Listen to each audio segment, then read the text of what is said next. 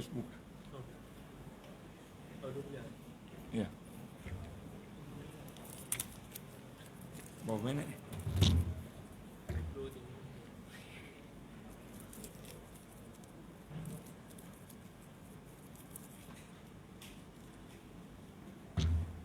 Alhamdulillah wa syukru lillah wa salatu wa salamu ala sayyidina Rasulillah wa ala alihi wa sahbihi wa man wala. Allahumma salli wa sallim ala sayyidina Muhammadin al-Fatih lima ughliq wal khatimi lima sabaq nasiril haq bil haq wal hadi ila siratikal mustaqim wa ala haqq qadrihi wa miqdarihi al-azim. Tahiyatan mubarakatan tahiyatan wa salama. Assalamualaikum warahmatullahi ta'ala wabarakatuh. Alhamdulillah wa syukru lillah wa salatu wa salamu ala sayyidina Rasulillah. Segala puji bagi Allah Subhanahu wa ta'ala, Tuhan semesta alam, Tuhan yang maha pentadbir, Tuhan yang maha menguruskan, Tuhan yang maha mengetahui ilmu ghaib wasyahadah, sama ada ilmu yang zahir dan ilmu yang batin. Allah Subhanahu wa ta'ala yang mengetahui apa yang berada sebelumnya, mengetahui apa yang sedang berlaku dan mengetahui apa yang akan berlaku. Allah Subhanahu wa ta'ala yang mengetahui apa yang ada zahir daripada manusia, dan Allah Subhanahu wa ta'ala juga yang tahu apa yang ada pada batin manusia. Allah Subhanahu wa ta'ala menyatakan di dalam Al-Quran dengan sifat Allah Subhanahu wa ta'ala yang maha besar, kekuasaannya yang meliputi segala pelusuk benua daripada timur dan barat, utara dan selatan, sama ada yang berada di langit ataupun berada di daratan, mahupun berada di lautan. Allah Subhanahu wa ta'ala yang mengetahui segala apa yang berada, yang beredar, yang berlaku pada setiap keadaan dan pada setiap perkara. Maka kita sayugia sebagai hamba Allah Subhanahu wa ta'ala, walaupun kita berada di dalam kerajaan manusia, hakikatnya kita berada di dalam kerajaan Allah Subhanahu wa ta'ala. Bukankah kita sentiasa membaca di dalam ayat Al-Quran yang maha agung, Allah Subhanahu wa ta'ala menyatakan kepada kita ayat itu disebut sebagai ayatul kursi. Allah Subhanahu wa ta'ala mengatakan, Allahu la ilaha illa huwal hayyul qayyum la ta'khudhuhu sinatun wala naum lahu ma fis samawati wa ma fil ard man dhal ladzi yashfa'u 'indahu illa bi idhnihi ya'lamu ma baina aydihim wa ma khalfahum wa la yuhituna bi syai'in min 'ilmihi illa ma syaa Allah. Wasi'a kursiyyuhus samawati wal ard wa la ya'uduhu hifdhuhuma wa huwal aliyyul azim. Daripada ayat ini, kita sebagai hamba Allah Subhanahu wa ta'ala, marilah sama-sama kita memuhasabah diri kita. Apa yang berlaku pada hari ini semuanya adalah daripada pengetahuan Allah Subhanahu wa ta'ala. Tidak ada sedikit pun mengenai apa yang berlaku pada hari ini tanpa pengetahuan Allah Subhanahu wa ta'ala.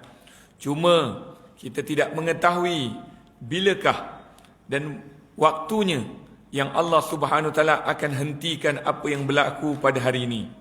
Maka kita sebagai hamba Allah Subhanahu wa ta'ala tidak disuruh untuk mencongak ataupun meneliti apa yang Allah Subhanahu wa ta'ala letak di dalam kerajaannya. Tetapi Allah Subhanahu wa ta'ala mengajar kepada kita supaya kita meneliti apa yang kita buat untuk bekalan kita bawa balik bertemu dengan Allah Subhanahu wa ta'ala. Malam ini alhamdulillah saya dapat bersama dengan jemaah surau masjid, surau Jumaat An-Nur, yang mudah-mudahan Allah Subhanahu wa ta'ala apabila memandang hamba-Nya dengan pandangan kasih, maka Allah Subhanahu Wa Taala akan turunkan rahmatnya di tempat itu. Dan alhamdulillah, malam ini di antara tanda-tanda kasih sayang Allah Subhanahu Wa Taala kepada penduduk di kawasan ini, Allah Subhanahu Wa Taala memanggil kita semua untuk menghadap kepadanya, walaupun tanpa kaifiat ataupun tanpa cara untuk melihat Allah, berdepan dengan Allah Subhanahu Wa Taala. Tetapi sebagaimana sabda Nabi sallallahu alaihi wasallam, Nabi bersabda, man ahabba liqa Allah fallahu yuhibbu liqa'ahu wa man kariha liqa Allah fallahu yakrahu liqa'ahu, atau kama qala Nabi sallallahu alaihi wasallam. Nabi sallallahu alaihi wasallam pernah bersabda, barang siapa yang bercinta nak bertemu dengan Allah, maka Allah lagi bercinta nak bertemu dengannya. Dan barang siapa yang benci nak bertemu dengan Allah, maka Allah lagi benci nak bertemu dengannya. Faham apa makna hadis ini? Makna hadis ini, Allah SWT nak bagi tahu kepada kita, siapa yang datang ke rumahku sebenarnya aku rindu nak bertemu dengannya. Tapi siapa yang susah nak datang ke masjid, walaupun rumahnya, orang Melayu kata sekangkang kera, ataupun sepelaung, maknanya jerit pun boleh dengar, ya, itu al-azan berkumandang, tapi tak ada hati nak datang ke masjid, ketahuilah sesungguhnya Allah tak suka kamu datang ke masjid. Maka oleh sebab itu berhati-hati dengan apa yang berlaku pada hari ini. Mungkin hari ini ada orang kata, kerana sebab SOP saya susah nak datang surau, saya susah nak datang masjid. Jangan datangkan alasan. Kalau anda suka kepada rumah Allah, sayang rumah Allah, anda akan datang juga. Sebab itu disebutkan di dalam hadis yang sahih, Nabi sallallahu alaihi wasallam mengatakan, "Lau ta'lamuna ma fi sufufil awwal la atauhuma walau habwan," kata Nabi Muhammad sallallahu alaihi wasallam. Nabi mengatakan, kalau kamu tahu nilai saf yang pertama. Nabi sebut nilai saf yang pertama. Sebab Nabi nak bagi tahu, di sisi Allah ada hamba-hambanya yang ingin mengharap rahmat Allah, ingin mengharap pemberian Allah, ingin mengharap kurniaan Allah, ingin mengharap pandangan Allah, ingin mengharap kasih sayang Allah Subhanahu Wa Taala. Maka oleh sebab itu, ini rumah Allah yang dinisbahkan sebagai rumahnya, maka pasti ada sesuatu yang ada di sisi Allah Subhanahu Wa Taala.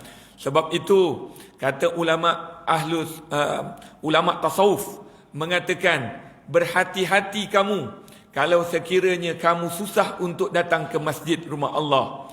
Maknanya kalau nak datang ke masjid tu macam kena tarik, macam kena tarik apa dipanggil, ikat dia sampai tarik ke masjid rumah Allah Subhanahu Wa Taala. Tetapi kalau ada hati yang senang, bila melihat rumah Allah rasa seronok, rasa gembira nak datang, maka ketahuilah hidayah Allah ada pada anda. Kasih sayang Allah ada pada anda, maka syukurlah kepada Allah Subhanahu Wa Taala. Saya baru-baru ini ada orang tanya kepada saya, walaupun ini bukan dalam program segmen Tanyalah Ustaz, dia tanya, "Ustaz, ni COVID ni bila nak habis ni?" Dia tanya dengan kita macam kita ni pula yang tahu. Tapi tiba-tiba mulut saya terkeluar. Saya mengajar tafsir Al-Quran setiap Jumaat lepas sembahyang subuh. Kita tahu hari Jumaat disunatkan kita membaca suratul Sajadah dan suratul Insan. Kemudian saya buat kelas tafsir khususnya di bulan Ramadan ini dekat surau Taman Alam Budiman. Itu saya baru pindah. Mungkin yang jemput saya pun tak tahu saya dah pindah ke Shah Alam. Saya dah pindah Shah Alam dah. Sebab COVID daripada Kuala Lumpur lagi ke sini. Alhamdulillah, dengan sibuk di Kuala Lumpur datang ke sini dapat tengok jemaahnya, Masya Allah Ta'ala. Termasuklah jemaah surau An-Nur. Mudah-mudahan Allah Subhanahu Taala berikan nama An-Nur, Allah berikan cahaya semuanya ke dalam hati-hati orang yang ada di dalam tempat ini. Sebagaimana namanya An-Nur, mudah-mudahan semua orang yang ada di sini semuanya ada nur cahaya Allah Subhanahu Taala melalui sunnah Nabi Muhammad sallallahu alaihi wasallam. Baik, bila dia tanya itu, tanya Tanya Ustaz, bila agaknya COVID ni letih ni? Daripada nampak mula-mula, dia ungkitlah semua. Daripada dulu kosong, lepas tu naik. Lepas tu macam nak turun ni, naik balik. Ni apa ni Ustaz? Kata. Lepas tu tiba-tiba saya tercakap. Saya pun tak tahu. Dengan ilmu lah saya cakap, bukannya ini bukan apa orang kata ahli nujum. Tapi saya terus cakap. Saya kata agaknya ada orang takabur dengan Allah. Agaknya ada orang ego dengan Allah. Lalu saya pun teringat cerita Nabi Allah Musa AS. Ingat tak Nabi Allah Musa AS? Zaman Nabi Allah Musa AS pernah berlaku kemarau. Yang mati, kebanyakan yang mati. Kebanyakan yang mati, binatang ternakan mati, kebuluran ni semua mati. Maka Nabi Allah Musa AS, pada zaman tu ada Nabi Allah Musa AS. Zaman kita ada Nabi. Siapa punya mulut yang Allah Subhanahu Wa Taala suka dengar? Siapa punya mulut yang boleh menarik hilangnya kemarahan Allah Subhanahu Wa Taala? Pasti Nabi. Tapi cerita ini nak menunjukkan Nabi pun tak boleh. Sebab apa? Sebab ada orang takabur dengan Allah Subhanahu Wa Taala. Ketika Nabi Allah Musa AS kumpulkan umatnya, sedang berdoa kepada Allah, Nabi Musa ada. Lalu Allah mewahyukan kepada Nabi Musa AS, Ya Musa, lam astajib. Ya Musa, aku takkan tunaikan. Aku takkan perkenankan.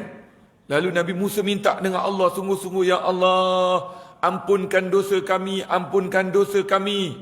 Allah kata, Ya Musa, kalau kau doa macam mana pun takkan aku tunaikan apa hajatmu. Itu Nabi Musa AS. Sebab itu kalau kita koreksi diri kita, siapa Nabi Musa AS di zaman ini? Siapa yang maknanya Nabi, mustajab doanya. Tapi siapakah di antara kita orang yang Allah pandang mungkin diangkat segala apa yang ada dalam hari ini? Allahu Akbar. Ketika itu bila Nabi Musa mendengar macam itu, Nabi Musa rasa sedih. Nabi Musa kata, Ya Allah, kalau macam itu ke mana kami? Lalu Allah kata, Ya Musa, bagaimana aku nak menunaikan perkenankan apa yang kamu minta? Di dalam jemaahmu masih ada orang yang takabur denganku. Masih ada orang yang ego denganku. Maksud ego di sana maknanya tak nak rasa Allah lebih berkuasa daripadanya. Dia rasa dirinya lebih berkuasa, kerajaannya lebih hebat. Semuanya ada. Nabi Musa bila dengar, Allah, dia pandang balik kaumnya belakang. Tak tahu siapa dia. Siapa yang ada perasaan macam itu. Tak tahu. Tapi Nabi Musa minta juga, ni Nabi. Ni sifat Nabi. Nabi dia akan minta juga macam mana sekalipun. Sebab tu kita ingat ketika mana peristiwa Isra' wal Mi'raj. Nabi Muhammad jumpa siapa? Nabi Musa, kan? Bila dapat 50 waktu nak turun jumpa siapa? Nabi Musa. Kan Nabi Musa kata, Ya Muhammad, apa yang kamu dapat? Dapat 50 waktu untuk umatmu. Lam tutiku. Umatmu tak mampu. Maka Nabi Muhammad dengar rasa bila Nabi Muhammad dengar umatmu tak mampu. Kita tahu kalau Nabi Muhammad pasti 50 waktu tu biasa bagi Nabi Muhammad SAW. Tapi untuk umatnya Nabi Muhammad teringat, untuk umatku. Naik ke atas. Bahagian yang paling kuat. Tawar menawar. Mana ada orang tawar menawar 9 kali? Ada orang jual beli tawar menawar 9 kali? Saya jual daging segar. Siapa nak tawar saya 9 kali? Tak ada tu. Nak kurang pun harga dia tetap je. Baik. Ketika mana Nabi Muhammad pergi jumpa Allah Subhanahu Wa Taala, Ya Allah, kasihanilah umatku. Baik. 45. Turun. Jumpa Nabi Musa lagi. Berapa? 45. Tak boleh ya Muhammad. Nabi Muhammad naik lagi. Ya Allah, kurang boleh? 40. Turun lagi. Allahu Akbar, naik turun. Ini bahagian ni. Ini tawar menawar yang tak boleh nak difikirkan. Semata-mata untuk umatnya. Maka yang Nabi Muhammad jumpa Nabi Musa. Ini dia Nabi Musa. Nabi Musa bila kata, Ya Allah, ampunkanlah. Aku takkan maafkan. Maksudnya aku takkan tunaikan. Selagi mana ada orang yang takabur itu masih merasakan dirinya hebat. Masih merasa tu. Lalu Nabi Musa pun pusing memandang kepada umatnya. Ia mengatakan, mintalah dengan Allah Subhanahu Wa Taala sungguh-sungguh. Dan ada pendapat mengatakan dalam riwayat itu tidak. Nabi Musa tak sempat pun. Nabi Musa bila minta, lalu bila Nabi Musa rasa kecil hati, maknanya rasa apa kata? Macam kecewa. Akhirnya Allah kata, ya Musa, aku akan tunaikan. Nabi Musa pun hairan. Sekejap ya. Lalu Nabi Musa pun cakap, ya Allah, bagaimana tadi kamu tidak ingin menunaikan ataupun tidak ingin memperkenankan, tapi sekelip mata kamu kata, sudah, aku akan tunaikan. Lalu Allah pun kata, ya Musa, sesungguhnya hambaku itu telah bertaubat kepadaku, telah mengaku kekurangan dirinya. Maka Nabi Musa pun rasa macam nak korek lah. Ya Allah, boleh tak beritahu siapa? Lalu Allah kata, ya Musa, aku yang mempunyai rahmat dan kasih sayangku. Orang yang buat salah aku tak ceritakan siapakah dia. Ini kan pula bila aku ampunkan dia. Allahu Akbar. Sebab tu kita di dalam bulan Ramadan ini carilah pengampunan Allah. Siapa kita yang tak ada dosa? Siapa rasa tak ada dosa? Siapa rasa tak pernah buat salah dengan Allah? Bulan ini. Dan bulan ini akan berakhir. Hanya beberapa hari lagi dia akan pergi.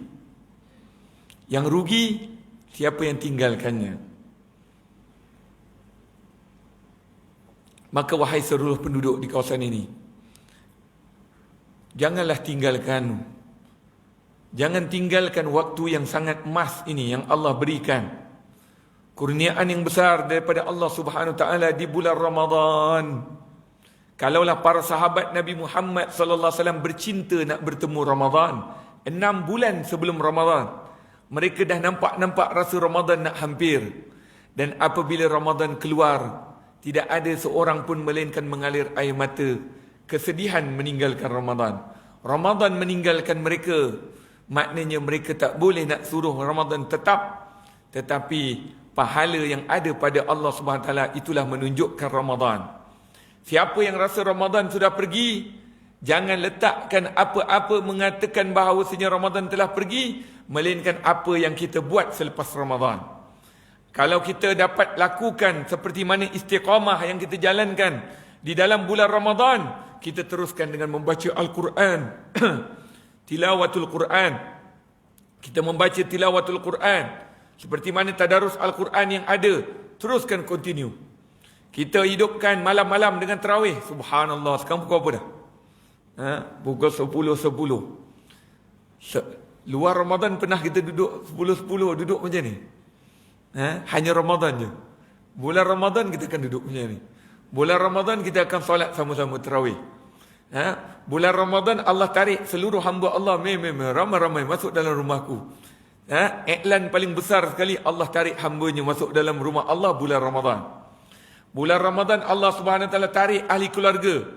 Mungkin bulan lain susah, tapi Allah tarik di waktu sebelum maghrib. Semua ahli keluarga dah datang. Sama ada bawa juadah ataupun apa, semua bawa beli makanan. Ini hari ini bazar katanya berapa? 22 bazar Ramadan ditutup. Sebab Covid. Allahu Akbar. Ini tandanya nikmat-nikmat Allah dah ambil. Allah dah ambil daripada kita nikmat Allah Subhanahu Wa Taala. Jadi jangan kita kufur dengan nikmat yang masih ada. Di antaranya nikmat kekeluargaan. Orang yang ada keluarga, jangan cari yang lain daripada keluarga, melainkan hormati keluargamu. Sayangilah ibu bapamu selagi mana ibu bapamu ada.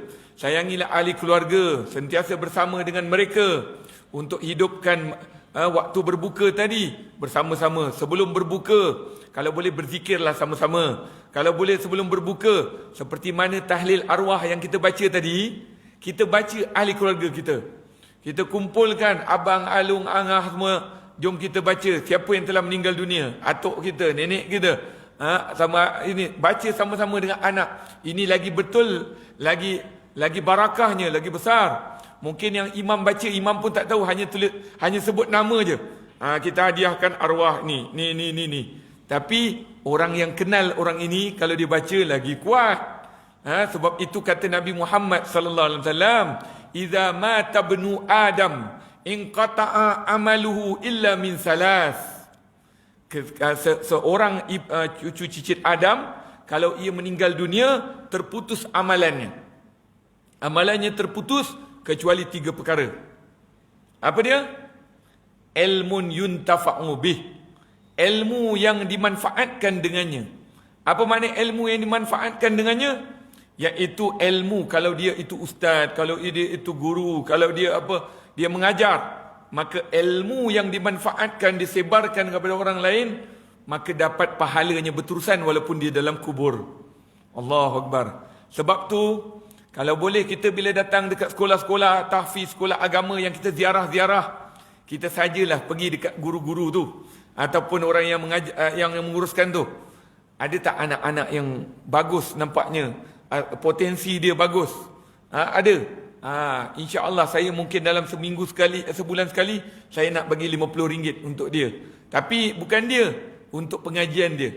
Jadi maknanya kita sponsor dia untuk dia belajar. Mudah-mudahan kalau dia jadi ustaz nanti, duit kita yang kita bagi tadi berterusan. Selagi mana dia mengajar, ini duit dia pernah aku sumbangkan untuk dia belajar, untuk sambung belajar. Hatta ke mana-mana. Yang nak pergi Mesir ke, nak pergi Yaman ke, mereka memang mencari duit, dana. Tapi kalau kita yang sponsor, kita kata tak apalah, sebulan sekali saya bagi kamu 1,000. Maka apa yang dia belajar, mudah-mudahan dia jadi. Bila dia balik nanti, setiap apa yang dia ngajar, apa yang dia sampaikan, orang yang bagi sponsor tadi walaupun di dalam kubur, dapat pahala berterusan. Ilmun yuntafa'u bih, iaitu ilmu yang beranak. Bukan hanya dia, boleh diberanakkan ilmu tu. Bagaimana ilmu boleh beranak? Contohnya dia dapat satu buku yang bagus, maka dia pun beli buku tersebut, dia bagi semua satu pengajian. Orang tengah mengajar, contohnya ada kelas tafsir Nurul Ihsan.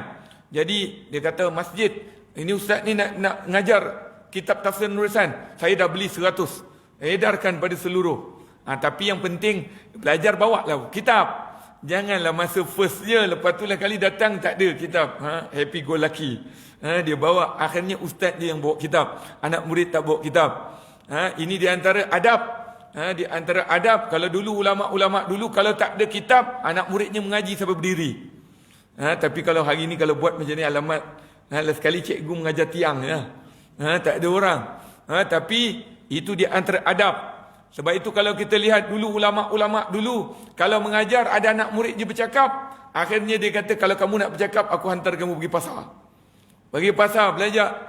Duduk, jangan duduk kelas aku. Pergi pasar. Sebenarnya itu tarbiyah. Apa tarbiyah dia? Bila dia duduk pasar, tiap-tiap hari dia nak datang, guru dia pergi pasar, pergi duduk pasar. Dia duduk pasar, dia teringat, apa agaknya cikgu ajar, apa yang diorang belajar. Dia teringat-ingat, sedangkan dia duduk dekat pasar. Akhirnya sampai satu masa dia pun dah tak tahan, dia pun datang kepada gurunya. Dia kata, wahai guru, boleh tak saya nak belajar? Lepas tu dia kata, dah, kamu kan banyak sangat cakap, nanti aku ngajar macam duduk kat pasar. Aku hantar kamu kat pasar. Dia kata, wahai guru, aku tak boleh, bukan bercakap, tapi otak ni asyik ingat kelas. Lalu dia kata, kan lagi elok, pergi duduk sana ingat kelas. Kalau duduk sini ingat pasar. Allahu Akbar, tarbiyah. Tarbiyah. Macam kita berada dalam bulan Ramadan. Ini tarbiyah Ramadan. Kalau kita menang, kita berjaya tarbiyah di Ramadan, insya-Allah kita keluar, kita menang juga, insya-Allah. Kita mohon kepada Allah, mudah-mudahan kita istiqamah. Apa yang kita boleh buat, solat sunat tarawih 8 rakaat, sekiranya disempurnakan, kemudian dengan 20 rakaat ataupun nanti bangun malamnya tambah dengan qiyamul lailnya, maka itu lebih baik. Sebab itu Nabi Muhammad sallallahu alaihi wasallam pernah mengajarkan di dalam satu hadis yang sahih. Nabi Muhammad sallallahu alaihi wasallam mengatakan, man shoma wa qama ramadana imanan wa ihtisaban ghufira lahu ma taqaddama min dhanbika wa ma ta'akhkhar. Nabi Muhammad SAW pernah bersabda, barang siapa yang berpuasa dan hidupkan malam di bulan Ramadan dengan iman kepada Allah SWT dan bersungguh-sungguh kepada Allah Subhanahu Wa Taala, maka Allah Subhanahu Wa Taala akan ampunkan dosanya yang terdahulu dan akan datang. Moga-moga kita yang berada di dalam bulan Ramadan ini, kita akan berada di penghujung terakhir seperti mana yang Nabi sallallahu alaihi wasallam mengajar kepada isterinya, kepada anaknya, taharrau fi awakhiril layali min Ramadan, asyara awakhir min Ramadan. Hendaklah kamu menjaga 10 malam terakhir. Rebutlah 10 malam terakhir seakan-akan satu bisnes yang diajar oleh Nabi SAW. Mula-mula ada yang bagus, yang baik. Lepas tu pertengahan lagi baik. Yang ketiga itu lagi terbaik, paling baik. Maka jangan kita tinggalkan yang ketiga itu. Mudah-mudahan kita rebut. Kalau ada program-program untuk membaca Al-Quran, diteruskan dengan khatam Al-Quran. Khatam Al-Quran salah satu dia punya kebaikan yang disebutkan oleh ahli tafsir, iaitu para malaikat Allah Subhanahu Wa Taala akan turun selepas banyaknya turun ketika mana malam Lailatul Qadar. Malaikat akan turun ketika mana majlis khatam Al-Quran. Bila ada majlis khatam Al-Quran, malaikat turun. Yang kedua, malaikat akan turun paling banyak, iaitu bila hujan turun. Hujan turun, setiap satu titisan hujan dibawa oleh malaikat Allah Subhanahu Wa Taala, dan malaikat itu turun ke bumi, naik ke atas, tidak turun lagi. Itu menunjukkan bahawasanya malaikat Allah Subhanahu Wa Taala ramai. Dan yang paling top 10, paling tinggi sekali, iaitu malam Lailatul Qadar. Mudah-mudahan kita mendapat malam Lailatul Qadar. Kita minta dengan Allah Subhanahu Wa Taala. Ada orang bertanya dengan seorang guru mengatakan, apakah dia malam Lailatul Qadar? Maknanya saya tak mampu nak hidupkan malam sepenuhnya, tapi saya nak tahu kalau boleh saya dapat juga malam Lailatul Qadar. Ia mengatakan, jangan tinggalkan solat berjemaah ketika mana waktu malam, iaitu solat subuh dengan solat isyak. Ini adalah waktu di antara waktu yang mana bermulanya Lailatul Qadar. Lailatul Qadar, maknanya kalau dah masuk solat maghrib, solat isyak, solat subuh, itu semua adalah waktu malam Al-Qadar. Ambillah, itu paling sedikit. Tapi kalau lebih sikit, jangan tinggalkan sunat tarawih. Teruskan sunat tarawih sampai hari raya, malam raya. Dan kalau boleh, kita sebagai umat Nabi sallallahu alaihi wasallam yang tahu tetamu ini dia datang, dijemput, dan dia akan pergi meninggalkan kita.